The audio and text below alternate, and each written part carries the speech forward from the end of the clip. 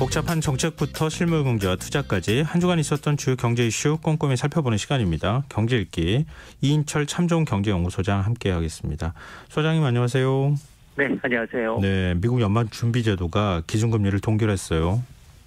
그렇습니다. 미국이 예상대로 이제 기준금리를 기존 5.25에서 5.5%로 동결을 했습니다. 네. 지난 9월, 11월에 이어서 3번 연속 동결이고요. 만장일치였습니다. 이로써 한국과 미국 간 기준금리 차이는 사상 최대인 2% 유지하게 됐습니다. 일단 이제 인플레이션과 경제활동이 이제 둔화된 점이 금리 동결을 이끌었는데, 네. 연준은 이제 성명서를 통해서 뭐라고 얘기했느냐? 물가 상승률이 둔화되고 있고 실업률도 낮은 수준을 유지하고 있어서 추가 인상의 필요성이 다가졌다라는 겁니다. 연준이 가장 지금 우려하고 있는 건 인건 비발 서비스 물가의 불안인데, 네. 최근 들어서 미국의 시간당 임금 상승률이 점진적으로 좀 둔화되고 있습니다. 그러면서 내년도 경제 전망을 내놨는데요. 예. 내년도 올해 미국 경제는 한 2.6% 성장할 것으로 보이는데, 예. 내년이 이보다도 낮은 1.4%로 전망을 했습니다. 그런데 이게 이제 지난 9월보다는 0.1%포인트 낮은 수준이긴 하지만 미국의 장기 평균 성장률은 1.8인 걸 감안하게 되면 0.4%포인트 낮지만 경착륙은 아니다. 연착륙에 가깝다라는 얘기고요. 내년 물가 전망치도 9월보다 0.1%포인트 낮은 2.4%로 예상을 해서, 네. 한마디로 지금 연준이 미국 경제에 대한 판단이 어떠냐? 미국 경제는 연착륙이 가능하고 물가는 완화되고 있다. 이게 미국 경제에 대한 베스트 시나리오거든요. 네. 이로 인해서 새벽에 뉴욕 증시 이게 공개가 되니까 다우지수가 500포인트가 넘게 급등을 해서 사상 최고치를 갈아치웠고요. 이게 전 아시아 증시를 끌어올렸습니다. 오늘 국내 증시도 급등했죠.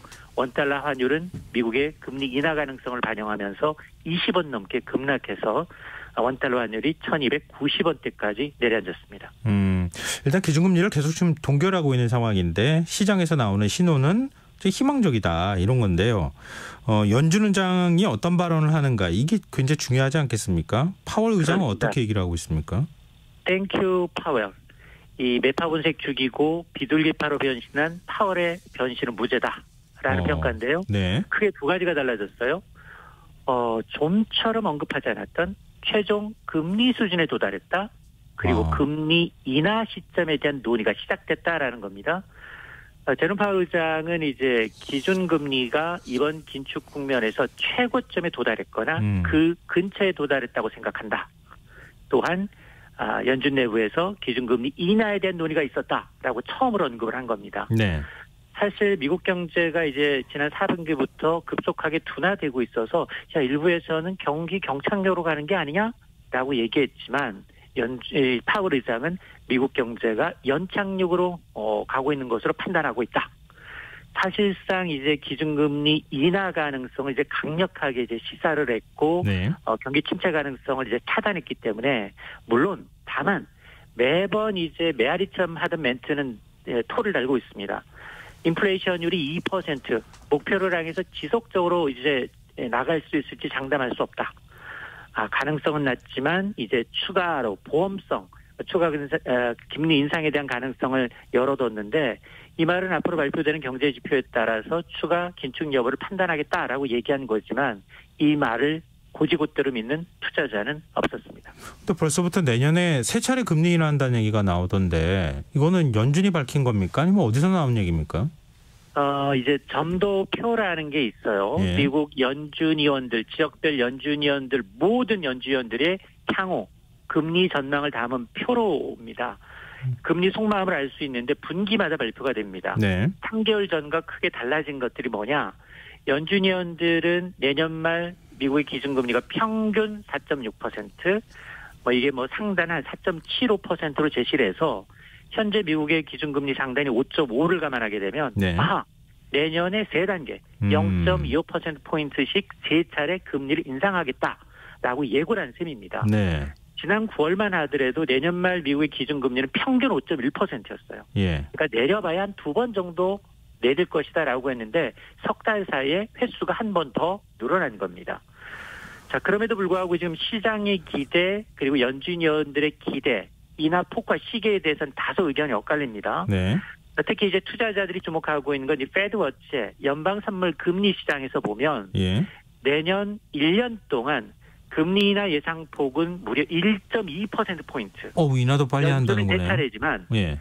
이 말은 투자자들은 첫 금리 인하 시기가 3월부터 예. 인하 폭도 다소 많게는 6차례 인하에 베팅하고 있다는 겁니다. 그런데 연준은 빨라야 5월 내지 6월부터 시작을 해서 예. 3차례 정도 금리 인하를 전망하고 있기 때문에 네. 오늘 다우지수 등 전 세계 증시가 이제 굉장히 랠리를 펼친 것은 이 같은 금리 인하 기대감을 반영하고 있다라는 의미입니다. 긴축이 끝나는 것도 모자라서 양적 완화까지 할 가능성이 있다. 이런 이제 신호를 지금 읽고 있다고 하는 건데 시장은 지금 환영하고 있는 상황이지만 근데 역으로 보면 우리 한국은행은 더 고민에 빠질 것 같은데요. 근데 우리도 맞습니다. 좀 내려야 되는 거 아닙니까?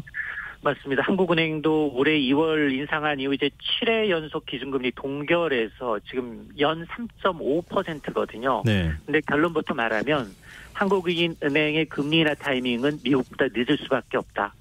빨라야 하반기 7월 이후에나 가능할 것이다라는 겁니다. 왜냐하면 한국과 미국 간 소비자 물가 하락 속도가 다릅니다. 미국의 지난달 소비자 물가 상승률은 3.1%예요. 예. 같은 기간 한국은 3.3%입니다.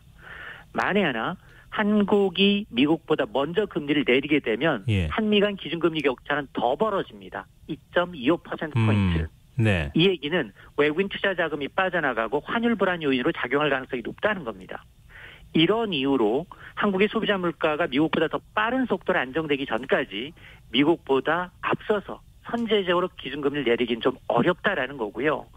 이 블룸버그 산하 블룸버그 이코노믹스는 한국의 통화정책 방향을 어떻게 예상하라고 있느냐. 네. 한국은행은 내년 3분기 한 8월부터 기준금리 인하에 나서서 현재 3.5%인 기준금리가 분기마다 0.25%씩 낮아져서 최종적인 금리 중립금리가 언제되냐?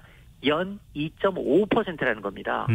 이 얘기는 우리 과거와 같은 사상 최저금리 0.5%까지 내려갔었잖아요. 네. 앞으로 그런 시기는 당분간 돌아오지 않는다. 고금리가 상당 기간 지속된다는 의미입니다. 우리나라에서 금리 인하 영향이 좀 실질적으로 나타나기 위해서는 내년 하반기 아니면 내후년쯤 돼야 될 것 같다. 이런 거네요. 우리가 너무 축포 빨리 터뜨리면 안 될 것 같다 이런 생각이 드네요. 자, 이제 화제를 바꿔보죠. 이른바 슈링크플레이션이라고 하죠. 기업이 제품 가격을 올리는 대신에 용량을 슬그머니 줄이는 꼼수 가격 인상. 이게 실제로 확인이 됐어요. 그렇습니다. 정부가 지금 물가 전담 공무원까지 배치해서 물가 잡기에 나서고 있습니다. 네. 기업들이 대놓고 가격 올리지 못하니까 각종 꼼수 인상에 나서고 있거든요. 근데 그동안 이게 이제 심증은 있는데 물증이 없었어요. 네. 이른바 이제 슈링크플레이션입니다. 줄이다라는 슈링크가 인플레이션의 합성인데 가격은 그대로 두고 제품 용량 줄여서 사실상 가격 인상 효과 내는 일종의 꼼수입니다. 소비자 기만 현상이고 네. 이거보다 더 나쁜 건 스킨플레이션이에요. 스킨, 인색하다와 인플레이션의 합성인데 예. 제품 용량 그대로 두고 값싼 원자재로 대체하는 겁니다. 그건 진짜 그러네요. 예. 맞습니다. 실제로 한국 소비자원이 가공식품 209개를 조사했더니 최근 1년 동안 9개 품목에서 37개 상품의 용량이 줄어든 것으로 조사가 됐는데요. 네. 일부 업체는 자사모를 통해서 용량 변경 사실을 고지하기도 했지만 대부분의 업체가 모르쇠라는 겁니다. 예. 소비자들 입장에서 가격 올린 것보다 속이는 게 더 나쁘다라는 반응. 정말 먹을 것 같고 이러지 맙시다라는 이제 반응이 나올 수밖에 없는데요. 네네. 그럼 용량 줄이면 고지 안 하면 불법이냐? 현재 불법이 아닙니다. 현행법은 예. 포장재 중량과 가격만 표시하면 됩니다. 바뀐 용량은 표시하지 않아도 괜찮다는 의미입니다. 그럼 정부는 어떻게 하겠다는 겁니까?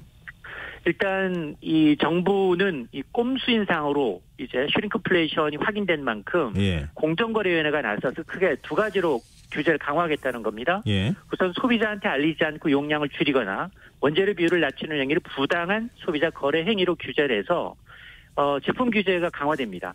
주요 생필품의 용량이나 규격이나 성분이 바뀌게 되면 예. 포장지 혹은 제조사 홈페이지를 통해서 반드시 고지를 해야 하고요.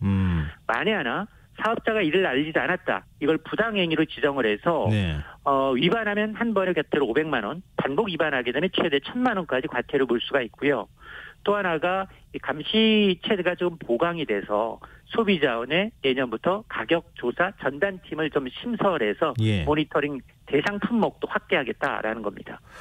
이렇게 하면 뭐 물가도 그렇고 슈링크플레이션 잡을 수 있겠습니까? 실효성이 있을까요? 결론부터 얘기하면 물가 전담 마크하고 이제 단기적으로 슈링크플레이션 뭐 이제 줄어들 수도 물론 있습니다. 근데 문제는 기업들은 원가를 감안해서 물량을 아예 줄여버리거나 질 낮은 원자재를 사용하면서 또 다른 꼼수가 나타날 수 있다는 겁니다. 아, 그거는 단속을 못 하는 거예요, 그러면? 왜냐하면 예를 들어 가공식품 말고 외식식품을 보게 되면 네. 김밥, 떡볶이, 백반 표준 자체가 없습니다. 김밥에 시금치 빠졌다고 해서 이 가게 고발할 수도 없고요. 비싼 쌀값 때문에 지금 외국산 수입쌀을 쓴다고 해서 밥량을 줄일 수도 없습니다. 예. 고물가, 고비용 구조가 지속되는 한 가공식품 업체, 외식업체들은 원가를 낮추기 위해서 또 다른 꼼수가 등장할 가능성이 배제할 수 없어요. 그래서 늘 말씀드리지만 먹거리에 대한 정부의 인위적인 통제는 부작용이 더 클 수 있다는 겁니다. 아, 그럼 어떻게 해야 됩니까? 그냥 어쩔 수 없는 겁니까? 시장에 그냥 맡겨놔야 되는 건가요? 그러니까 이제 프랑스 같은 경우에는 예. 사실 이렇게 꼼수 물건만 따로 모아놔서 소비자들이 직접 알 수 있게 합니다. 여기는 슈링크플레이션, 나쁜 기업들이 속여서 가격 제품 용량을 속인 제품만 모아놨습니다. 여기만 참고하고 쇼핑하세요. 가격 자체적인 이제 이 우리 자정 노력도 필요하고요. 네. 그리고 여기처럼 과태료가 너무 적어요. 500만 원, 1,000만 원 하면 그냥 속이고 맙니다. 훨씬 판매해서 얻을 수 있는 이익이 크니까. 이익이 더 많잖아요. 맞습니다. 아, 참 이게 물론 이제 당연히 소비자 속이면 안 되겠죠. 안 되는데 지금 이렇게 물가가 올라가는, 특히 원재료 가격이 올라가는 국면에서는 그냥 누른다고 될 것이냐, 또 다른 꼼수가 등장하는데 다 통제할 수 있겠느냐, 이런 문제가 되네요. 어쨌든 확실하게 처벌하거나 규제해야 될 것들은 하고, 그리고 나머지 것들에 대해서는 다른 꼼수가 등장하지 않도록 정부도 조사를 좀, 시장 조사를 열심히 좀 해야 될 것 같습니다. 네, 오늘 말씀 고맙습니다. 네, 고맙습니다. 예, 경제읽기 지금까지 참좋은경제연구소 이인철 소장이었습니다. KBS 라디오 김성환의 시사 1부 순서 여기서 마무리하겠습니다. 이어지는 2부에서는 사건, 사고, 뉴스 등을 살펴보는 밤참 뉴스 무엇이든 보러 가세요 순서가 기다리고 있습니다. 11시 정각 2부에 다시 오겠습니다.